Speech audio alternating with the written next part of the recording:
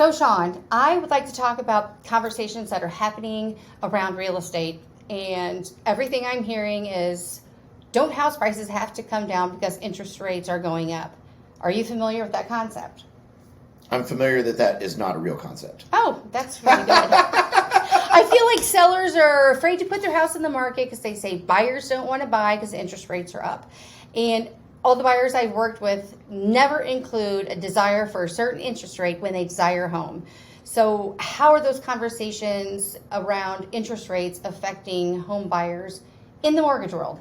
I mean, if somebody's buying at the very tip top of what their budget is, of course an interest rate is going to affect you a little bit, right? Mm-hmm. But in most cases, people are buying homes because they had babies, they got kids, they want to be in a school district, they're moving to town for a job, or whatever the case is. Desires and priorities. Desires and priorities. Right. Life is going. Now, obviously, once they get to me in our conversation, the conversation is, what's the rate going to be? Because it affects their payment. But it's not a deal stopper or deal maker. It is simply what it is, and we try to get you the best deal we can. Right. So a lot of people got lucky over the last couple of years, right?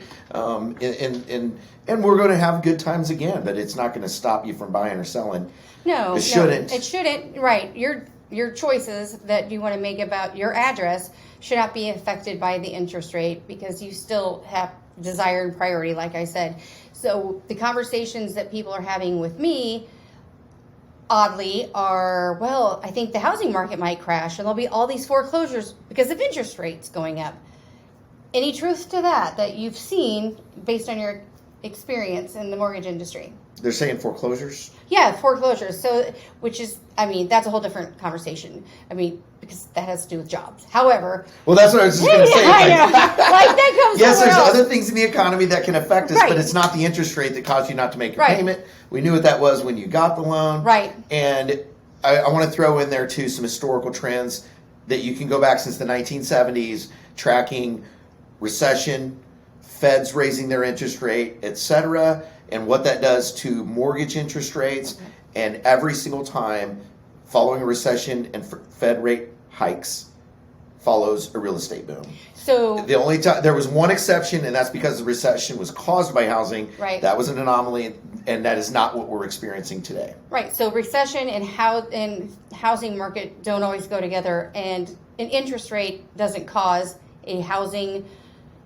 recession, so to speak, like people think is going to happen. People are still buying and selling homes. In fact, all this is doing is going to make the market a little healthier. It is not healthy to have 80 offers in 7 hours on every single house that hits the market. Believe me, I know. I've had plenty of buyers who struggle to get homes because of that market. So having some pressure eased, just if there's less buyers and less offers and less competition, that's a great thing if the market somewhat becomes more normal.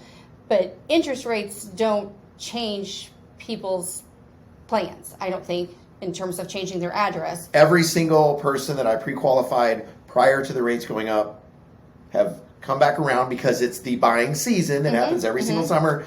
And hey, can we get my pre-approval updated? Right. What's my payment going to be now? Right. Oh, that's a little higher than before. But hey, we got to get a house. Right. And bottom line, they're not stuck with that interest rate forever. Absolutely. Again, I don't have a crystal ball. Right. But every single expert's out there saying we're going into those times. The Feds have hiked their rates, which is a good thing for mortgage, not necessarily some other things, but that just shows investors that they're trying to curb inflation. That puts money into bonds, which drives mortgage rates down.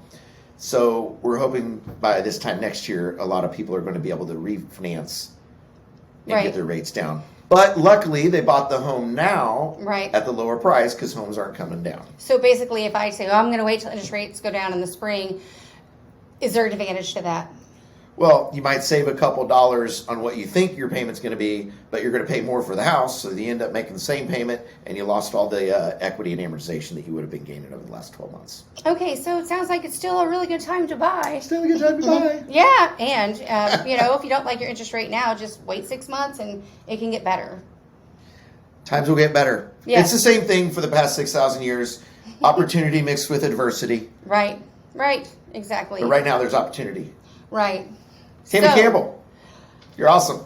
I appreciate all your insight, Sean, and I think that getting rid of the rumors in the market is what people need to work on. Take our information, do some more research, but we're both here to help you. Tammy Campbell with Impakt Realty at Keller Williams, and Sean Hutto on Q Financial. thank you.